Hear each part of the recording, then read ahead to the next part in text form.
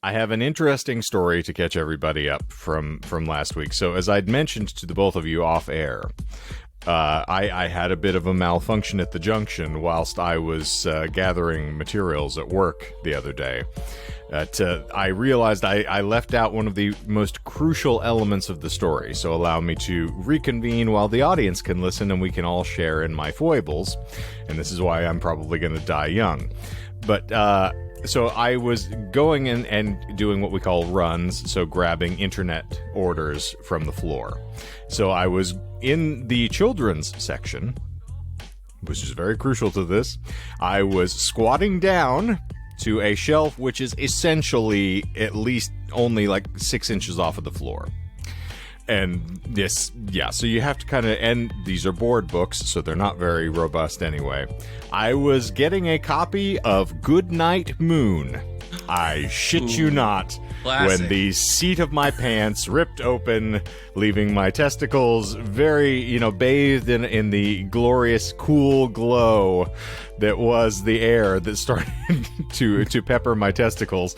I then, in a not-so-sotto voce fashion, said, "Fuck me," whilst in the children's section holding a copy of Goodnight Moon with some parents in very close proximity to me. And thankfully, I did not have enough of a calamity where I was fully exposed to the general public. It was secreted enough away in the nethers of my crotch that I was able to finish the rest of my work shift with the jeans blown out. So thick thighs not only save lives, but jobs.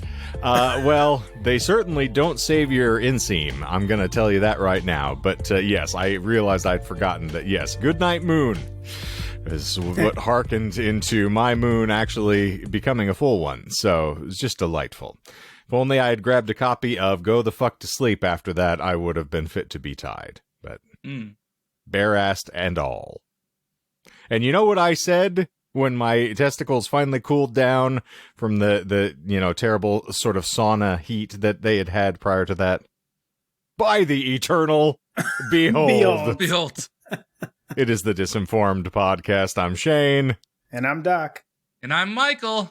It's also important to note that within our store, they have a section where they have all of the material published on U.S. presidents, and they are actually in order that the presidents were serving in office, which is a delight for me because I play Sporkle quizzes to guess, and remember what, as we've talked about previously, the order of the, presidents as they served. Who was it? Was it Garfield that did the 2 terms non-consecutive? Yes, Garfield is the only non-consecutive serving president. Yeah. So how do they go with him? Do they do a little bit, like half of his section before, and then they jump, and then they come back?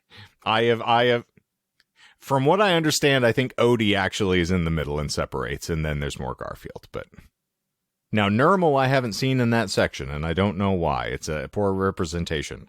You don't know why? Purple why cats, would anyone man. want to know anything about Nermal? Oh, man. Hot take. Wow. Annoying cat. Get that cat out of here. The reason I was mentioning this as well is all of this harkens back to, of course, one of our greatest leaders and ribald bastards, President Jackson, who issued the inimitable phrase, "By the eternal boys, it's the ghost." So, if only we had known. If only. Yes. And knowing is half the battle. At least his impact is still felt today. A lot of crying. Yes. A lot of tears. And, a little trail of them. Not nearly as many tears as there once were, though. I disagree because the Supreme Court is definitely causing some folks who have been abused by President Jackson to start crying again. You made a face, Michael. Because that's all the water they got. Yeah, you made a face. I'm not saying that there shouldn't be just as many tears. I'm just saying that sadly, there's less tears to be had as a result of the trail. No, that's what I was thinking. I made a face because I was like, that was a morbid joke. I had to process it. Yeah. Yes. Because, again, we are pale, pigmented folks talking about the plight of others that we have never experienced. But, The Supreme Court, like you were saying, though, oh, my gosh. What a joke. I have never been as exasperated by just hearing something in the course of casual conversations like, oh, by the way, you know what they just got rid of? Like, oh, fabulous. Why not? Yeah, it's mind-blowing too. It really feels like they're reaching to find excuses to be able to, like, you know, do these things, because like with the affirmative action, this has already long since been settled, and yet it's like, let's reach for the same thing with the student loan going against the will of the states that have their own programs and everything like but that. Like to even like, you know, kind of like have this court, like this case tried in front of them, like it's pretty insane to me, because it felt like quite the reach just to be able to circumvent the Heroes Act, especially because I think in the majority opinion, I think Robert said something to the effect of like, the administration has the right to modify the like regulations that are it, but doesn't have the right to rewrite it from the ground up. But it's like, what does that mean? You can modify it, but you can't rewrite it. And I'm like, okay, well then does that just mean that, you know, okay, you can modify it, but only to a certain extent but when it's too significant of a modification, then it doesn't count. But you know, it's very strange to say. The line is drawn at how many trips he's been taken on by the person that wants it changed. Yeah. Nice. Like a good fishing trip. All right, you could change a sentence or two. You take me to the Bahamas? Okay, all right, yeah, you know what? You can change a whole paragraph. Let my mom live in the house still, you know, yeah. But that's not even the most frustrating one. You heard about the one with the website creation with the, you can discriminate against LGBTQ people on religious objections, right? No, didn't see this one. And this one is even more, because this happened today I think it was today of recording. Today in politics. Exactly. So someone hypothetically, so she was a website creator, and this is based off of what I've read. Hypothetically, she received someone asking to build a website for her. Oh, yeah. And so it wasn't someone actually trying to purchase a website from her that was about a wedding. It was this person and him and his husband just like wanting design ideas or something like that. I don't even know if they purchased purchased any sort of service, but it was taken to the Supreme Court, and the people that were a part of it, the couple, they weren't really they didn't know what was going on, because a journalist actually tried to interview one of them, and he wasn't even aware that there was a whole court case over someone over them attempting to get information about maybe building a website. Like, they didn't pay for a service to build a website. And this person was like, I don't want to build any sort of same-sex wedding websites, and this is against my religion. And they ruled in favor of her. So you can technically discriminate against LGBTQ people if you have strongly held beliefs against it. Well, listen, on this one, I got to side with the person. I mean, it says right in the Bible, don't build websites for homosexuals. Jesus was very clear about how to use the internet. It was Ecclesiastes 3:27. Yes. Yeah, there was a whole thing. Yeah. He laid out what URLs to visit, what URLs you're allowed to go to. Specifically, he did say scan this QR code. Exactly. Both the devil and spiders will cultivate their web, and you must flee from this. Flee as though your very lives depended on it. And yeah. Yeah, I mean, like, normally religion, you know, in the Bible, it's so ambiguous. It can be, like, you know, interpreted so many different ways. But when it's just so clear cut and dry here, thou shalt not build a website for same-sex marriages. Yes, that's the 18th of the commandments, as I recall. That addendum Revised is being edition. added. Yes. New International Edition, the 18th. It's absurd, the stuff that gets to the Supreme Court and the people that bring it. Like, that person bringing it forward is an idiot. The two people from Texas that, like, took the student loan stuff there because they weren't eligible. One wasn't eligible for any of it, and one wasn't eligible for the full $20,000. So they, like, took it to the Supreme Court, basically like, oh, if I don't get the full benefit, then nobody should get the benefit. And they actually got their stuff. Just ridiculous. Yeah, I'm just going to... My blanket commentary for the whole thing is the Supreme Court is ridiculous. I think that I will just bold font that, and that's the entire... Clarence Thomas alone has been such a galling presence for even the past 20 years, let alone the last few. So I just him and his wife.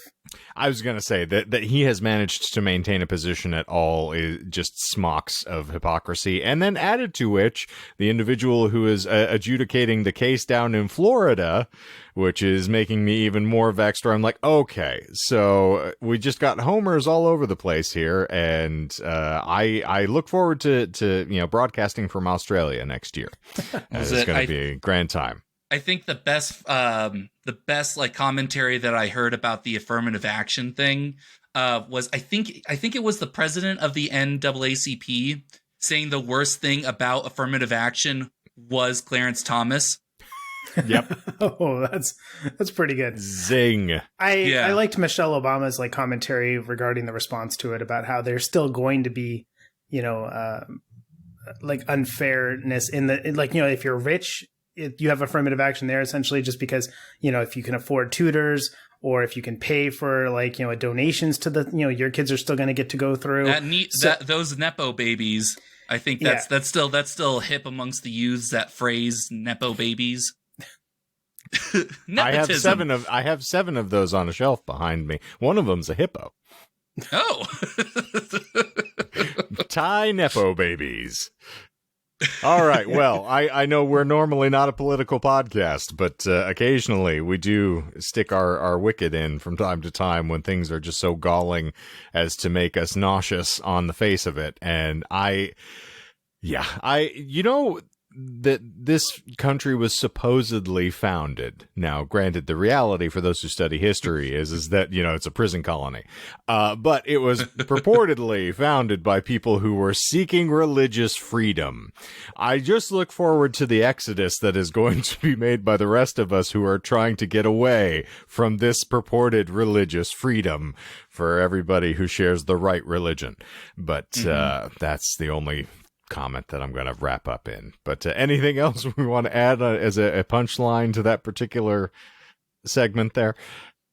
Oh, just that it's interesting to see how America is devolving. I mean, I can't imagine that. I think we have to be on the brink of some sort of major institutional change. I mean, the Supreme Court, as an example, is a great idea in theory, but clearly in practice, it's not living up to its ideals as this bipartisan third wing that can be a good check and balance on the system, when now it's just become politicized. That I just got to imagine that there's got to be some change coming sometime in the next generation or two. Which is why I was so upset when I realized my current job signed me up for a 401k. I was checking and I was like, I got substantially less money than I should have, and I checked because I already have a Fidelity, because that's where I bought my GameStop stock. Oh no. Straight to the moon. And I noticed there was an additional line on there, and I'm like, oh, cool. So that's money I'm never going to get back. I don't want a 401k. I'll probably be dead by then. I don't want to pay 20% in taxes for that shit. Well, and I did look that up. Do they match though? Because if they're matching, it's like it doesn't matter. I'm gonna be dead. Well, before we start going, I just want to have an appropriate segue here. That speaking of diamond hands, I believe that is something that Smedley Schmucker actually does get after his 17th tour in Nicaragua, if I remember the story correctly. Yes, full chest tattoo first, and then diamond hands, and then third step, straight to the moon. That sounds about accurate. In a Lambo.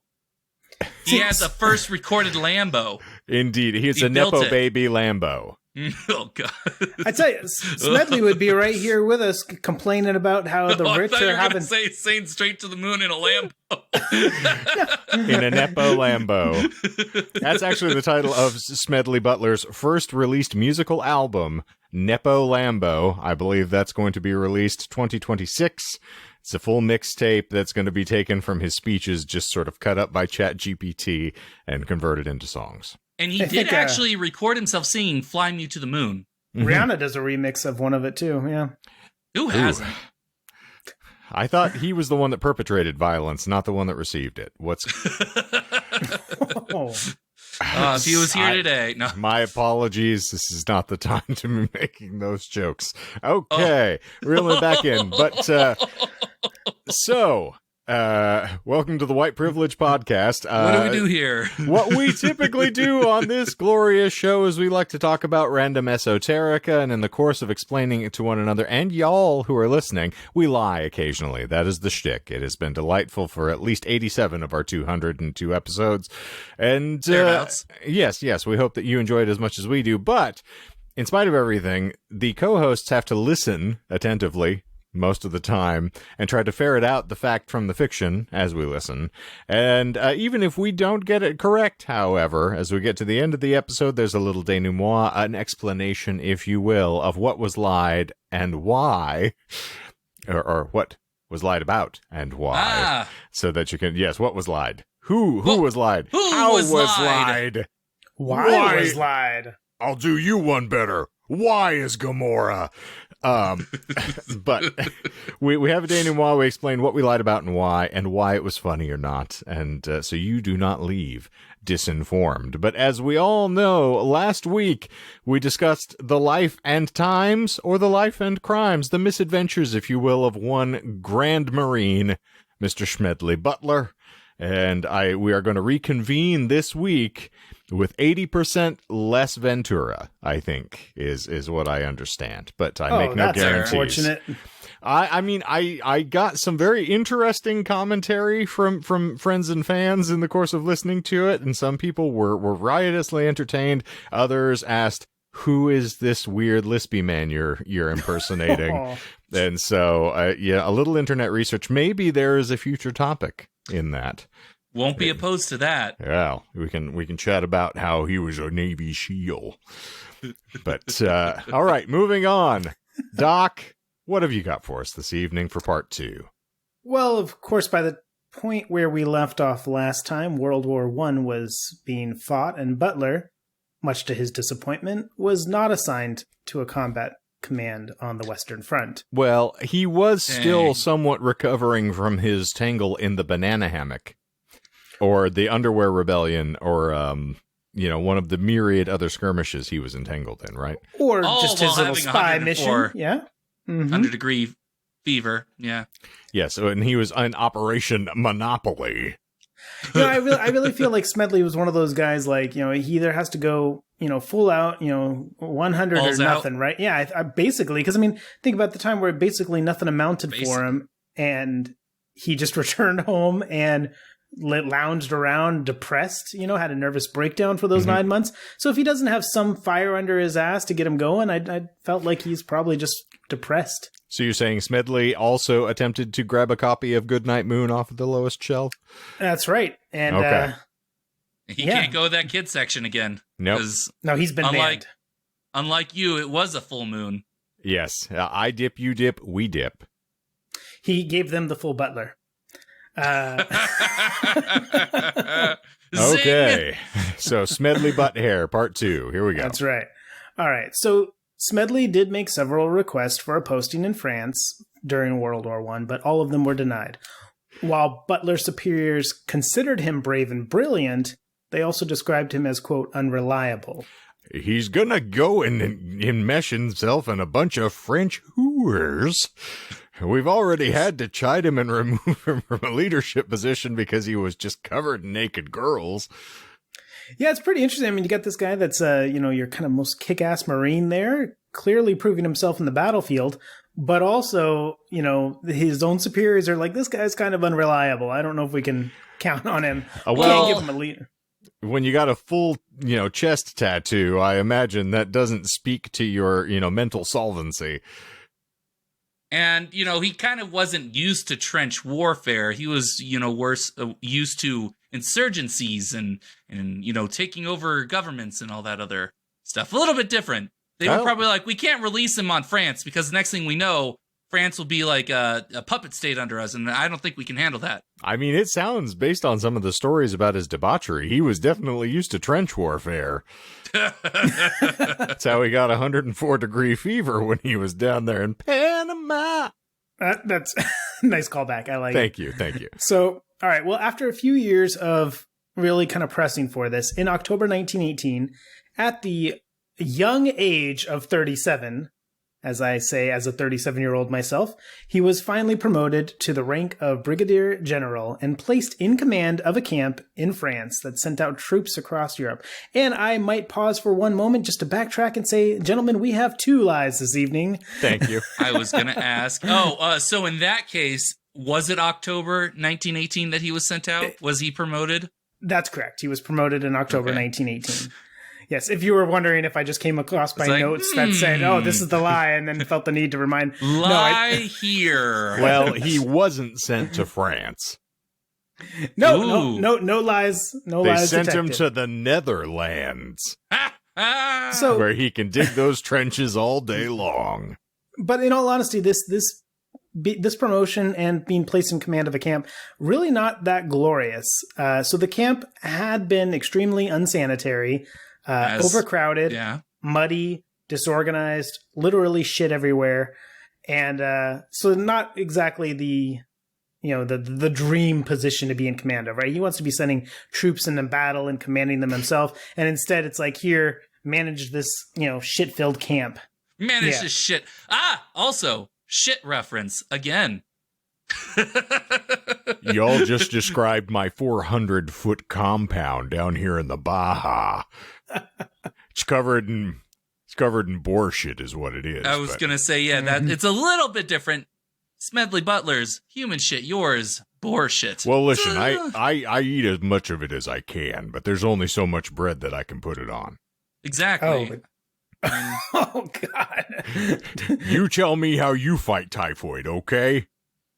Good point. 2 Venturas, 1 cup. I don't use cups. I use my hands. I'm off grid. All right. Well, so probably like Jesse would, Smedley decided to quickly, get things in order and clean this place up, right? So he had his men go get duck boards from the trenches that were no longer in use and carted the first one up himself, in fact, a 4-mile hike uphill to the camp. Both ways? Just the one way. But, as a badass, he says, hey, guys, we got shit everywhere, we got mud everywhere. We need stuff that's going to work for us to be able to sleep on so we're not sleeping in the mud. So he sends him and his guys, go down, they pick up all those duck boards and stuff, and they hike them back 4 miles back to the camp. Like I said, he himself doing the very first one. So he's not one of those leaders that is going to tell people what to do while he sits on his ass. He's definitely somebody that practiced servant leadership, right? So lead by example. He's a man of action, yes. We kind of got that from last episode when he charged 104-degree fever and all that other fun stuff. That's true. I guess if he's going to do that, it's not necessarily surprising that he'd go with the guys and pick up the stuff. I was going to say, 10-1 odds fighting a group of mangled Haitians versus let's carry some boards a few hundred yards. Yeah. Well, 4 miles in the snow uphill both ways. Thank you. Thank you, Mr. Cosby. Well, so doing this earned Butler yet another nickname, Old Duckboard. God damn! How many monikers does this man have? That wasn't a nickname. Get out of here with that. No, that's his. Go in and get in the duck boards and stuff for the guys to sleep on. Got him that nickname. Okay, so he's monikers. Old. He's Old Gimlet Eye. He's Old Duckboard. He's Old Bitch Fuck. Old Butler. He's got a long list of nicknames there. Mother Bitch, I think, was one of his. That was I broke Melissa today with that because I got frustrated while I was trying to put stuff into the refrigerator. And I said, "Mother bitch," and apparently that was a new enough curse that I got a chuckle on that one. So typically she hates that word, can't stand it. But mother, yes, she has, like me, watched the Alien franchise enough that she has just got a hatred of mother, only spelled with the U. However, got to clarify. Oh, yeah, no, that's what I figured you were saying. Weyland-Yutani and all of its goddamn corrupt subsidiaries. Disgusts me. With the little ears around nowadays, I'm trying to tone back my own swearing now. So like, times where I get frustrated, instead of being like, God damn son of a bitch, it's usually like, God bless America. So that's corny as shit. I'm sorry. Within 2 minutes now, we have done 3 Bill Cosby bits. So I just want to mention that the impact apparently still reverberating. Gotta give me them chocolatism, some chocolate pudding. Chalkism? Some of that there chocolate pudding. Zippity I feel zoop. like the Supreme Court has given us the chalkisms today. Well, I think that's actually definitely. what Cosby called what he would sprinkle in the drinks. Oh, fuck. Oh God. All right, we went darkest timeline. Never mind. Nope. I'm good. I was just pointing out a very puerile joke of his was saying, like, fathers sound like imbeciles because they try to filter themselves instead of curse. So it was always like, where's your mother? So God bless America. Indeed. God bless America. What are you, Smedley Smucker? That's right. Well, during the war, Smedley engaged again in hand-to-hand combat, this time with the Germans, during their invasion of France. In fact, at one point, he ran diving into an enemy trench, tearing both quads during the process. Nope. But being... Yeah, no, get out of here. You're not Vince McMahoning him into this here. I'm sorry. I don't believe you, McMahon. All right, well done.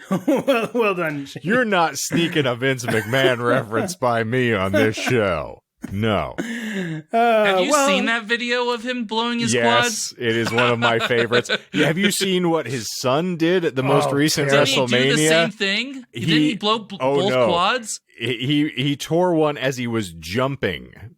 And it's one of the most painful things to watch.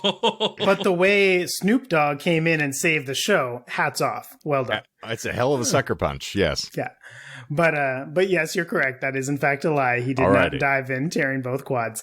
I was curious if I'd be able to squeak that one by. Even I caught that one. All right. Well, for his exemplary service, he was awarded both the Army Distinguished Service Medal and the Navy Distinguished Service Medal. And the WWE Intercontinental Championship. It was the television title, but yeah. He was fighting. Corrected. He was in another country. It was the Intercontinental. I'm sorry. It was the European Championship, actually. No, this was before the advent of the European Championship. That came out in 1998. Just got actually, man. Poor Doc. 1998, the year, of course, that we all remember that, Undertaker threw mankind off the top of Hell in a Cell 20 feet straight down through the announcer's table. I read that Mick Foley apparently just came out and said that he didn't actually feel a thing, that there was it was all padded underneath the announcer table and stuff. I read that yesterday. I haven't verified it, but it was on like ProWrestlingSports.net or something like that. Because I just watched a YouTube clip last week of Undertaker and Mick watching that for the anniversary. Watching it together. There's no padding under that table. Okay. Yeah, I just read watched the article him and go I was like, through I it gotta again. check this. Yeah, no, there's nothing under there. I went back into the Ventura game. There was nothing under there. You tell me how you fall 20 feet down through an announcer's table. I only sat behind the announcer's table with Monsoon and that pumpy-haired McMahon. Pumpy-haired. Yeah. I like it. He's got one of those pompadours you talk about. I only saw one bigger. It was on Bill Clinton. Once watched him doing lines up low while he was banging hookers two at a time in a pizza parlor while his wife was just sending emails. Conspiracies abound. All while playing the sax. Don't know how he managed it, but he did it. Well, the saxophone's what got the girls in the building. You understand? That's just sex. It's a saxophone when he's playing it. Yeah, that's I've right. seen the Saturday. I think it was Saturday Night Live. No, it was Arsenio Hall. It was Arsenio. Oh, okay. Man, we are yes-anding all over the place here. Okay. All right. So following the war, he became commanding general of the Marine Barracks in Quantico, Virginia.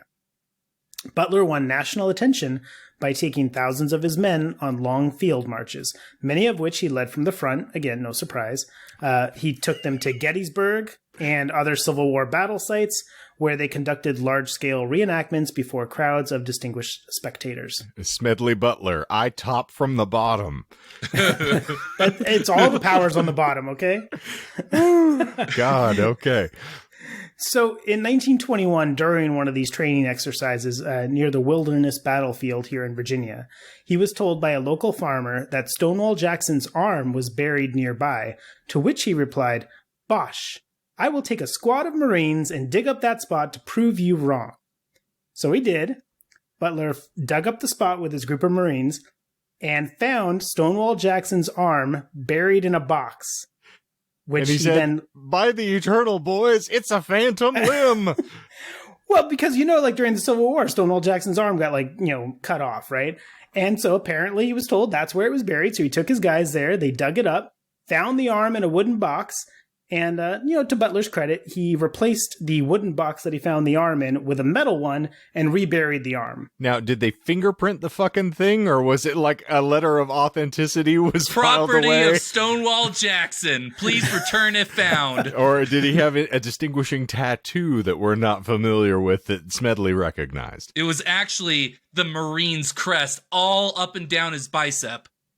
Well, okay, that's fair. I guess it could have been some other random arm, but given the location and the fact that there's like a legend of like that Stonewall Jackson's arm is buried somewhere in this general vicinity, and then you dig up the spot and you find a random ass arm with Confederate. Did you know there was actually another team that was trying to get there at the same time? It was an arms race. Hey, what? Oh, well done. You're welcome. Goddamn arms race. You know what? I actually think that the farmer committed murder and was burying, body parts out. And what better way to get rid of, throw all sorts of sense? Just, oh yeah, that's where he lost his arm. Stonewall Jackson, It's a perfect crime.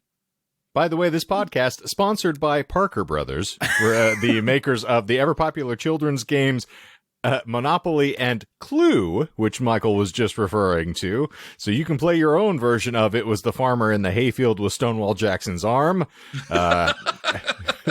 next week. Join us in. So yes, please check out all of the glorious Parker Brothers sponsored games if you enjoy us here at the Disinformed Podcast. Nice ad break. I like it. Oh, thank you. Yes. So after finding the arm, replacing the wooden box with a metal one, he reburies it. He leaves a plaque on the granite monument marking the burial place of Jackson's arm. Here lies Stonewall Jackson's arm. Yeah, pretty much. Man knew how to arm wrestle. I mean, in some ways, it's kind of funny because if you think of his military career, it's already got so much stuff that's mind-blowing. But then here, he's just told there's, a Civil War general's arm is somewhere in this field, and he finds the bloody arm. What? Just a random story to tell. Very, very surprising. So I have to ask, did he salute the arm as he lowered it back into the gravesite? Sure. They gave it a 21 finger gun salute, as I recall. And I think as it was going down and being lowered, the arm just gave a thumbs up as it was being lowered. As it sank into the, there you go. Hasta la vista, baby. That's right. What it sounds like to me is a waste of government resources because he could have been spending that time defending the country, not searching for abandoned fucking limbs. Well, and all those Civil War, soldier uniforms back in the day, they had little bells and stuff. So, I mean, the arm was really jingling all the way as it was lowered down. So... That was a stretch, but you know what? I'll allow it. My voice cracked for emphasis. He was being chased around by a kindergarten cop who was trying to enforce the law about bad jokes, but we managed to escape unscathed there. Waka waka. It was surprising. He got slapped in the face and he forgot it, but eventually later he had total recall of it. Well done. I also understand as Smedley was performing that search, he was going commando. Ooh. Oh. He had to reclothe real quick because there was a predator afoot. Yes. Well, that's how we got the predator in the first place for a moment, I understand. All right, I'm going to terminate this and move back on to... all right, good. I was out. I didn't have any others off the top of my head. Don't worry, I'll be back to it. So maybe we'll have... Yeah, I was going to say Batman Forever here. Oh, shit. Oh, no, I did the wrong quote. I was still talking about Commando. You need to let off some steam, Bennett. Right at the end of the movie. Mm-hmm. Yeah. Yes. It's like Caged Heat over here. Well, I mean, and Arnie's actually, I guess he would, in some ways, he's right now the current DCEU Mr. Freeze, I guess, isn't he? Because Clooney's back. You say that, but at the same time, I feel like DC is about to eraser it. No, that's 100% true, yeah. Eraser was filmed in Vancouver, and the big building that blows up in that movie is the Vancouver Public Library.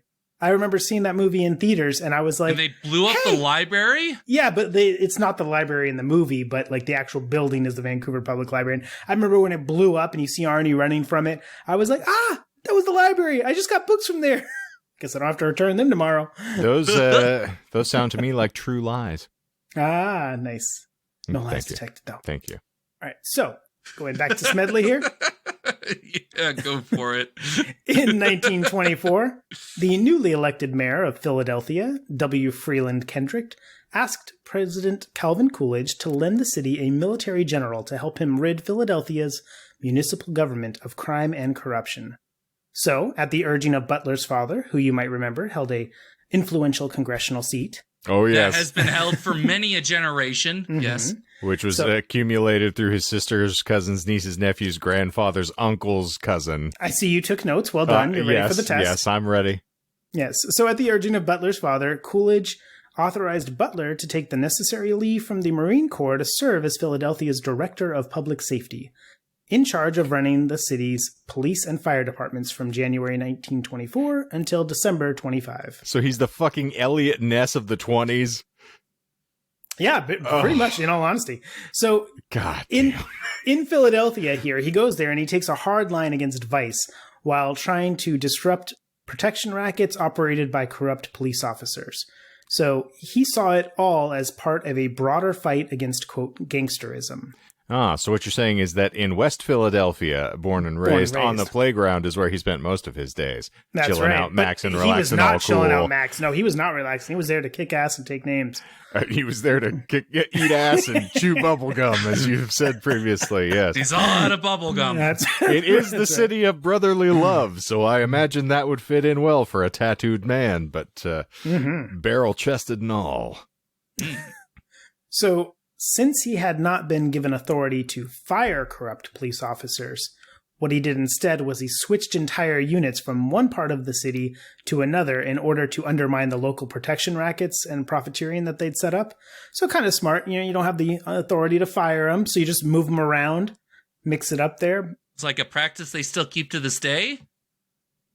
Oh, well, like the Catholic Church does anyways. Ooh. Oh, I mean, well, that, but I mean, like, police officers, they'll move them around to other units and stuff like that if they get banned for a reason, you know, like shooting people or beating people up or, you know, that sort of thing. Well, if we learned anything from the Gary Heidnick episode, it's that the folks in Philadelphia were not detail-oriented police officers.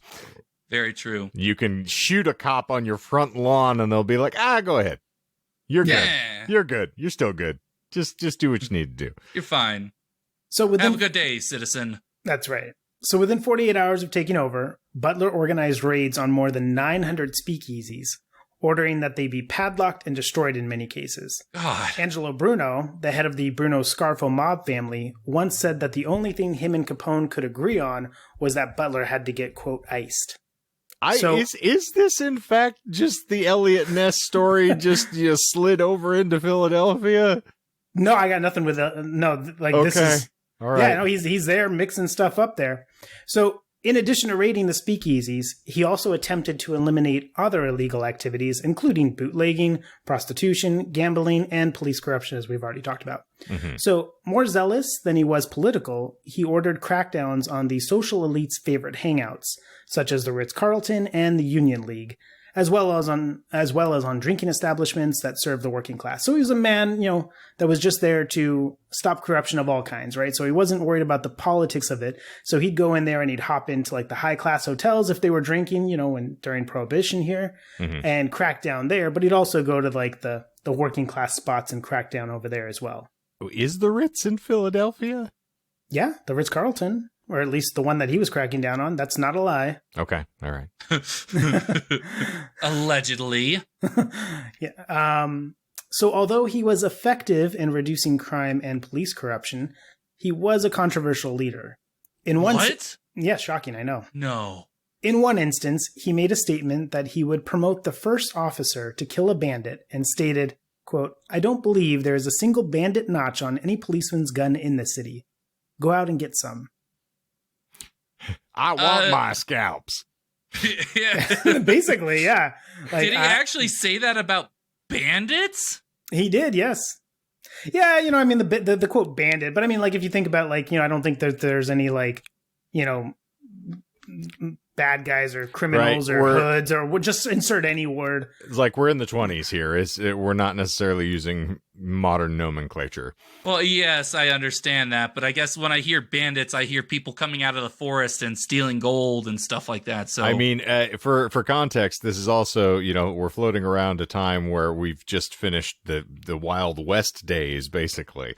So true. Bandit seems like an appropriate term, but yeah, but what Fair. doesn't seem terribly appropriate is like, hey, you guys aren't killing enough of these bastards. Go out and kill some. again, we're just out of the Wild West days. This is how you regulate in these civilized societies. That's right. So he implemented programs. And so outside of doing all of that, of course, he also did implement programs to improve city safety and security. So he established policies and guidelines for the administration and developed a Philadelphia police uniform that actually resembled the Marine Corps uniform. So up until that point, they didn't have like a set uniform for the police necessarily. So he just got that kind of well-organized, professional-looking. Other changes that he made included setting up military-style checkpoints into the city and bandit-chasing squads, who were armed with sawed-off shotguns and armored police cars. Yeehaw! He also personally escorted most of the escorts home after they had been apprehended. Wanted to make sure that they made it safe. Yeah, I was going to ask about how he attempted to, clean the city up of prostitution. Yeah, but I mean, just think about living in Philadelphia at that time, right? So on one hand, before he gets there, you've got this like super unsafe spot where crime is rampant and it's unsafe to walk the streets at night. He gets there, and yes, the city gets a lot safer because you've got these police with their sawed-off shotguns and police cars going and chasing out these guys. Yeehaw. But he's also setting up these checkpoints so that just to get home, you have to start going through these checkpoints there. Yeah. And it's like, It's like where being do you under draw the martial line? law, basically. Yeah. But also, why would you leave your house? What is there to do? He killed all the fun. Literally. all them speakeasies, man, and other things. Hey, you can go get deputized, and then you can just go kill bandits. That's right. Go take this shotgun. Don't come back until it's empty. Out of here. Yeehaw! I don't know why I gave him a Texan accent, and that even then that was still mildly offensive. Yeah, exactly. So I didn't come down out of the Smoky Mountains, swim myself across 200 feet of water just to not have you all kill 400 bandits while I'm here. So these controversial tactics bothered some in the city who resented the reductions in their civil rights. Moreover, Butler frequently swore in his weekly radio addresses, causing many citizens to suggest that his behavior, and particularly his language, was inappropriate for someone of his rank and stature. Some even suggested that Butler was acting like a military dictator, even charging that he wrongfully used active duty Marines in some of his raids. Oh, that's a big no-no. But the cursing, that's what we're really worried That's right. about. Well, and that's why I'm really trying to rein it in here. I see how they were bothered by it, and I'm like, you know what? I admire Smedley in some aspects, but in this, I gotta... God bless America. I learned a lot from our good friend Colonel Harlan Sanders, which is like sometimes you just have to, go with your character. That's right. And I mean, like, these are God-fearing people too. So if you don't want to do the God bless America thing, you might be like, if you're tempted to be like, oh, Jesus Christ, you just be like, oh, cheese and rice. It works. Oh, zounds. Or, you can just curse. Well, that's what Butler chose to do, yeah. Yeah, because and that's why he earned another nickname, Old Cursin' Sides. I couldn't come up with a better ad-lib. I believe he was referred to as Captain Pottymouth, I believe. Yes. Thank you. General Pottymouth to you, sir. Well, the Bible does teach us that even if you aren't actually cursing, it is the intent in your heart. So any word that you say becomes a curse by your intentions. I think that's right around the passages of the websites that you're allowed to see and not see, correct? Yeah. Ecclesiastes 25:14. So eventually Butler's leadership style and the directness of actions undermined his support within the community, so his departure seemed pretty imminent. Mayor Kendrick reported to the press, quote, "I had the guts to bring General Butler to Philadelphia, and I have the guts to fire him."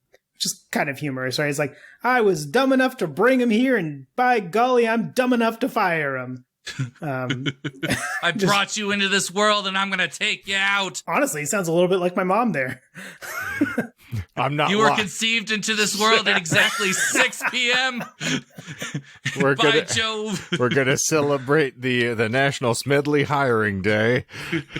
That's coming up. I think a week from today, July 6th, God. actually. Yeah. Happy Doc Day for everybody out there. Be sure you celebrate. That's right. So I hope y'all, fry up some kielbasa and swallow them without chewing.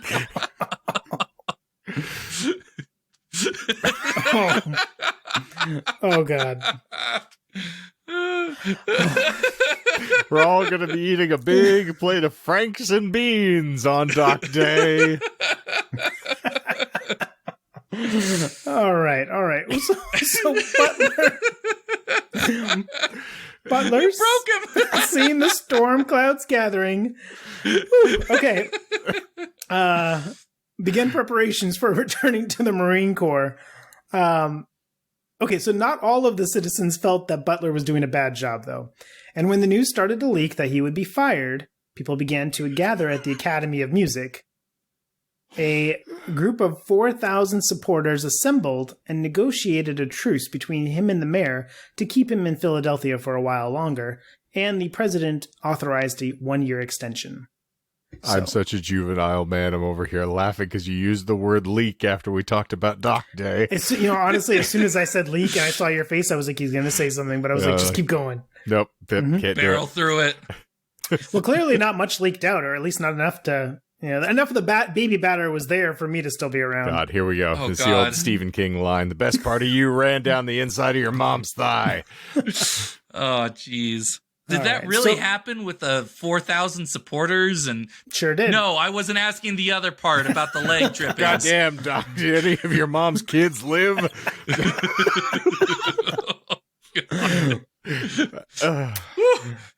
Yes, the 4,000 supporters gathered and managed a truce between him and the mayor. That's funny. So It's more than Trump got.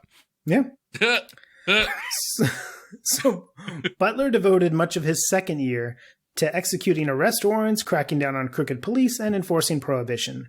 On January 1st, 1926, his leave from the Marine Corps ended, and the president declined a request for a second extension. Butler received orders to report to San Diego and prepared his family and his belongings for the new assignment. Wow, so he's just jumping shore to shore. That's right, but I mean, he got there, he cleaned it up, and now it's time to mosey on. So, in light of his pending departure, though, he began to defy the mayor and other key city officials there still in Philadelphia. On the eve of his departure, he had an article printed in the paper that stated he had an intention to stay and, quote, finish the job, just to mess with the mayor. The mayor was surprised and furious when he read the press release the next morning, and he demanded Butler's resignation. Except Butler was already leaving. He was just doing it to fuck with the guy. Ha ha! In response, Butler went and put a crack in the sacred Liberty Bell. That's right. With his fists. Actually, it was his chest. Oh, that's fair. Fist bump. He lost a good portion of the North American continent with doing that particular maneuver. But and on really crisp, clean days, you can actually see the imprint of his chest in the bell. See, unfortunately, you guys are both wrong, actually. What he did is he went back up and he dug Stonewall Jackson's arm up, used that, give it a couple good whacks, and then he went back and buried the arm. His nipple was so hard, it actually just embedded into the metal, and that's what caused the crack initially. Ding. You're probably right, actually. Yeah. So, after almost 2 years in office in Philadelphia, Butler resigned, stating that, quote, cleaning up Philadelphia was worse than any battle I was ever in. Damn. He did not say that, did he? He did say that, yes. Ooh, salty. And he earned his other nickname, Old Philadelphia Freedom. Yeah, it's always sunny in Butlerania. Yep, that's hence the Elton John song of the same name is a pure tribute to Smedley Butler. So from 1927 to 1929, Butler was commander of a Marine Expeditionary Force in China. So he was only in San Diego very briefly, and then he got sent over to China. Founded Comic-Con while he was there, but... Correct, yeah. So while there, then he went to China just to explore anime options and whatnot. I mean, it's just, at this point... He actually invented anime while on the way to China. Just like my Japanese animes. Mm-hmm. So he's basically the fucking Forrest Gump of this podcast at this point. So might as the well. man is everywhere. That's right. Yeah. Man's everywhere. He's interacting with future presidents, current presidents. Mm-hmm. You know, it's pretty funny. Just like Michelle Branch, he's everywhere to me. Mm-hmm. And when we close our eyes, he's all that we can see. Well, his giant tattoo, it just haunts me. Well, that's fair. It just, His giant tattoo makes me believe I'm not alone. Whoa, whoa, whoa. Yeah, and when I think about him, sometimes I run it up the flagpole and see who still looks, but no one ever does. Everywhere I see, tell me, are you Smedley? It's funny, you went there. I was going with Flagpole Sita, like little Harvey Danger. Yes, I know. Yeah, yes, I but heard, see, I was still back on Michelle Branch. That's he wasn't done yet. I'm not. And in fact, neither is Smedley. If you're going to try to tell me that you're a Harvey Danger fan, name 5. I can name the one. I can. Okay, give me one other Harvey Danger song. No, that's literally. I said I can name you the motherfuck. Okay. Well, lest I be called out on any of this, is a Pike Street to Park Slope, Private Helicopter, Jack the Lion, and Carlotta Valdez.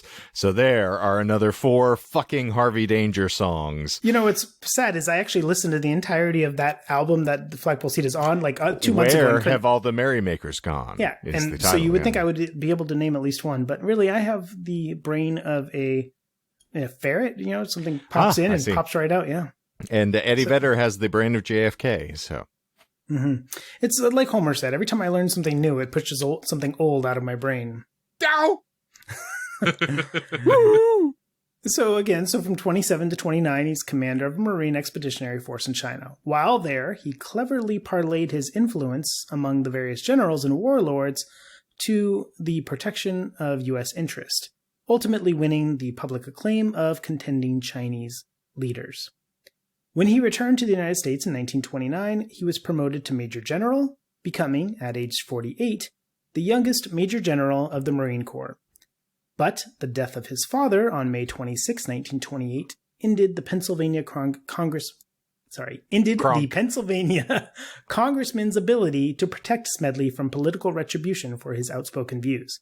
So Daddy's dead, Daddy's gone, so too is Smedley's protection. The guy was 48. Well, did he really need that protection?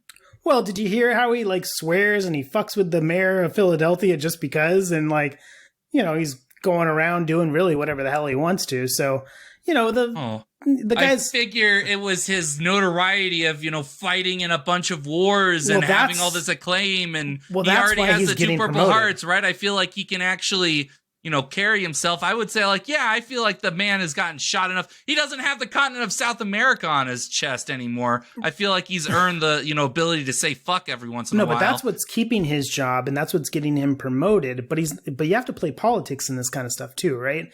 So his mouth is going to get him in trouble or not give him future promotions, right?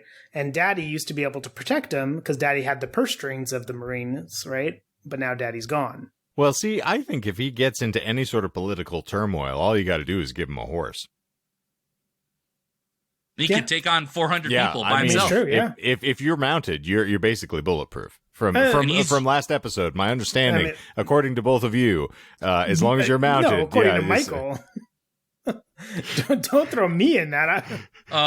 You know what? All I'm going to say is he was probably usually mounted anyway, or mounting. And we'll when you're hung like Smedley, you're going to be mounted quite often. It's actually how Indiana Jones did survive that nuclear blast. It turns out he was mounted before he got into the refrigerator. Mm-hmm. Yeah. So by the late 1920s, Smedley's children were in college. And he needed some supplementary income. He had kids? Yeah, I told you this last episode. Income? He had 3 kids, yeah. He's been bouncing around his family. 3 episodes. My God. Damn. That's not what I refer to them as, but I guess Happy Dog Day. Several epileptic fits. I had an episode. What do you know?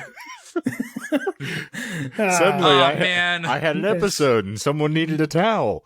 I had an episode, and 9 months later, hello. Moist towelette, yes. That's right. So, And we celebrate that day every year. but yeah, remember he got married, he had 3 kids, so they're bouncing around with him this whole time. I was just, I thought he was just, chasing down Haitian women. No, sir. So, I mean, so no, by this point, late 1920s, kids are in college, and he's like, I need some more money. So he soon realized that there was an audience for his stories, right? Because the man's got quite the tales to tell, right? Mm-hmm. So unfortunately, though, sometimes these stories got him in trouble. So, for instance, in 1931, Smedley Butler violated diplomatic norms by publicly recounting gossip that about Benito Mussolini, in which the dictator allegedly struck and killed a child with his speeding automobile in a hit-and-run accident, and said as he moved on to the passenger, "It was only one life. What is one life in the affairs of the state?" So Smedley's going around telling people, like, Benito just killed this kid and didn't care and moved on, right? Because it was Smedley's friend that was in the car. So the Italian government protested, and President Hoover, who strongly disliked Smedley, forced Secretary of the Navy Charles Adams to court-martial him. So Smedley Butler became the first general officer to be placed under arrest since the Civil War. I mean, imagine if he told the story about Generalissimo Franco. ooh. Mm-hmm. But just, I mean, like, that's, again, thinking of all the stuff that we've already covered with Smedley. Now he's the first, general officer to be placed under arrest since the Civil War. That's like another thing that's going to be all over the papers. Like, it's just nuts, right? That this guy that's led this life is now doing this. However, get this, because of his rank, he was able to write his own reprimand and never actually had to apologize to Mussolini. Good. Yeah. Fuck that guy. Oh, sorry. Fuck that guy. Hashtag witch hunt. Yeah. But I love that. I did everything right. And Yeah. I was still... I did nothing wrong. I could talk shit about Mussolini. Basically, that's essentially what it is. Like, he gets himself in shit. The president and whatnot says he's got to be court-martialed. That just leads to him saying, okay, fine, I'll write my own reprimand. All's well. Didn't even bother to apologize. Like, fuck that guy. It was Hoover. Let's not pretend that we're shocked. Yeah, he sucked pretty badly. Nice. It's a very heavy joke. Yes, thank you.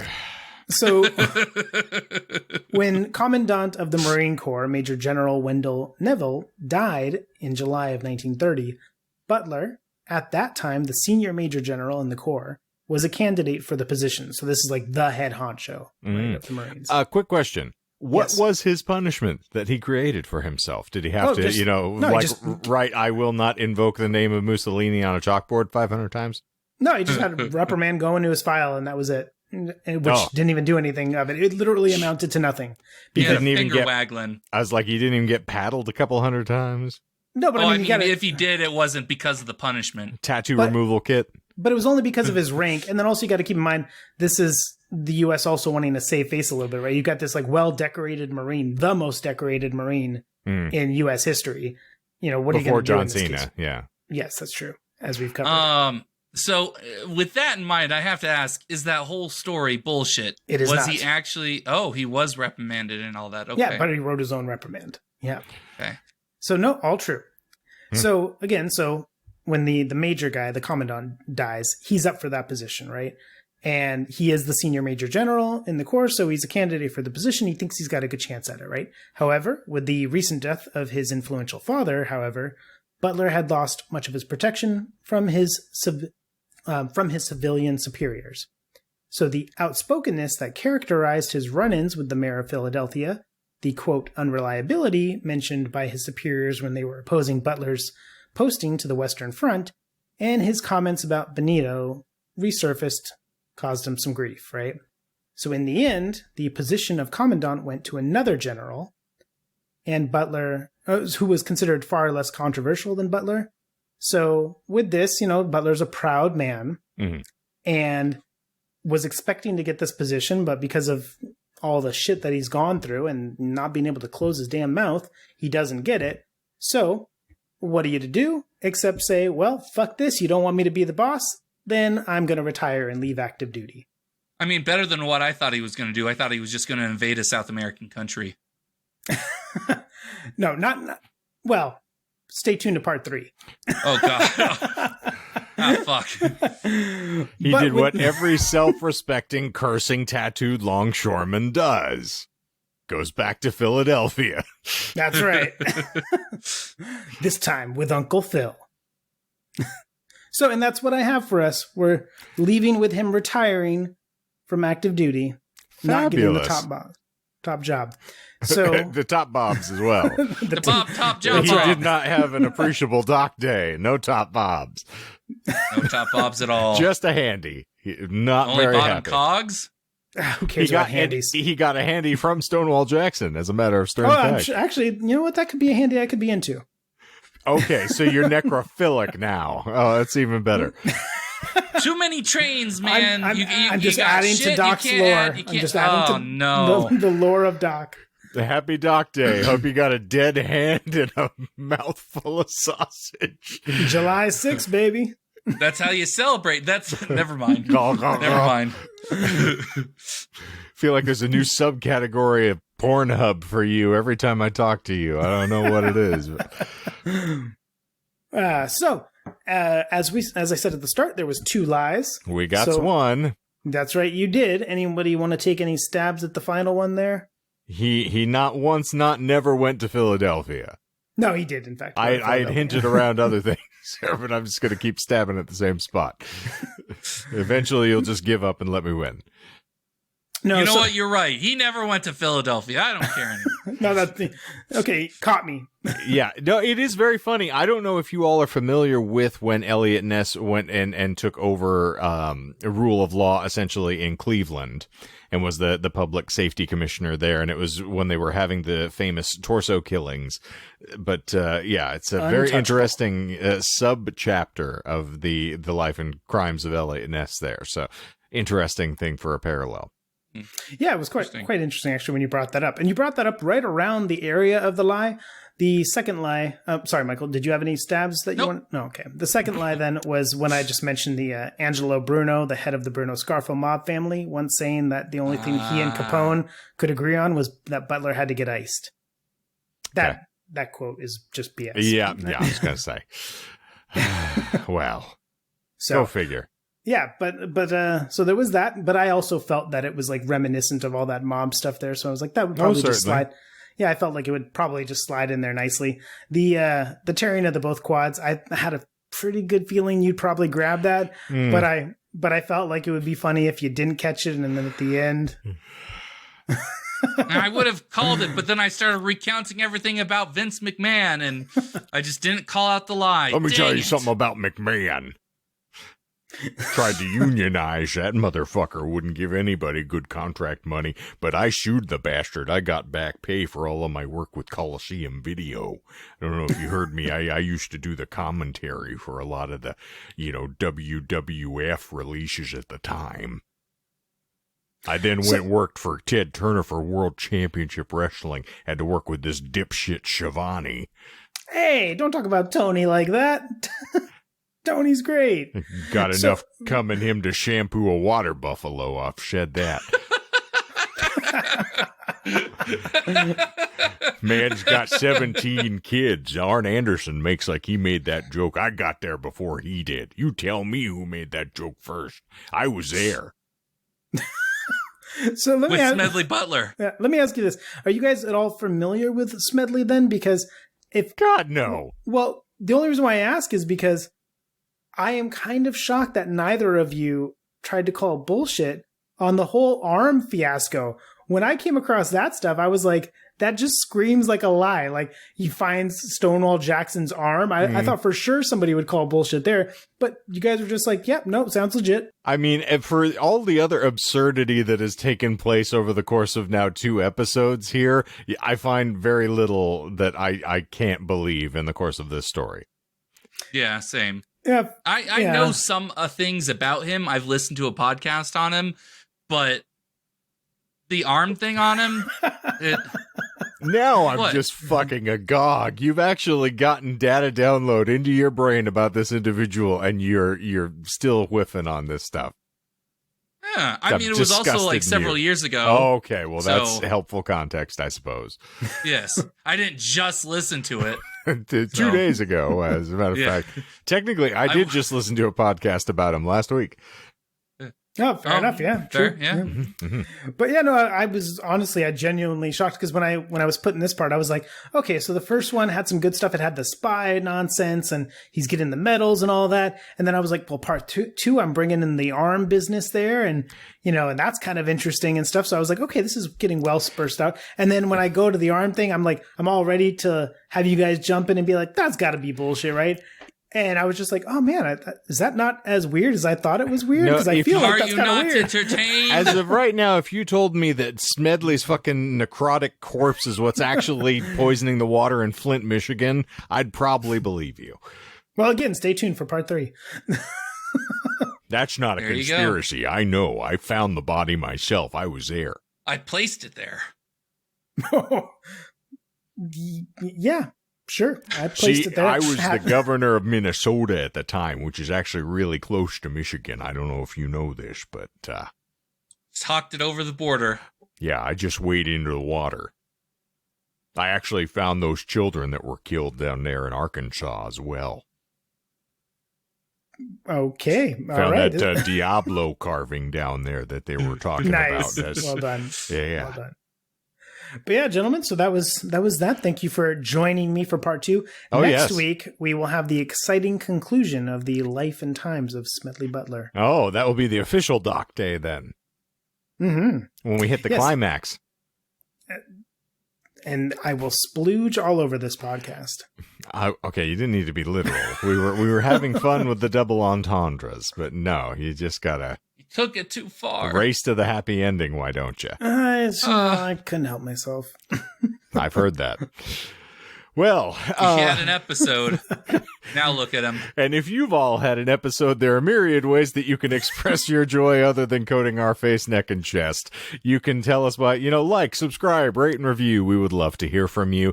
Of course, if you haven't subscribed already, why wouldn't you? I mean, this is just delightful. There's new episodes winging your way every lovely Monday. So, I mean, it's fairly predictable. Maybe you just like to, try to catch it in situ, get it as a gamble, that maybe you might just find it in the wild. But hit subscribe. It'll just, it'll download on its own. You don't even have to try anymore. It's fantastic. And, of course, we got new material winging your way every Fantastic Friday over on the Tubes of You. If you don't know how to find these things, there is a link tree down in the show notes that'll take you to all of the relevant socials. I noticed that Michael has given up the battle on including any of the listed references that we've now included that, these can be gotten on request. Oh, yeah. And we didn't even ask for Doc to provide his sources for last week's episode, so the sources are they're just completely thrown to the wind now. So yes, if you're curious, just ask us. No one's done it. In 200 episodes, I haven't had a single person call into question any of the sources that are used, so yes, maybe it's a waste of time and text. You tell us in a comment. Yes! Engage! Yes. Let us know. I'm sure that Jess will be happy to facilitate. But I think that is going to officially wrap this rascal up for this week. And to all of you out there who want to celebrate along with us, happy Doc Day. Thank you. I know I'll be celebrating. 7-6. You can all send me messages, just like I'm sure my mother will. I was there when it happened. Jesse Ventura. I would know. I was there. I was there. I'm a Navy SEAL. I can hold my breath for 14 minutes straight, which is really helpful in cunnilingus.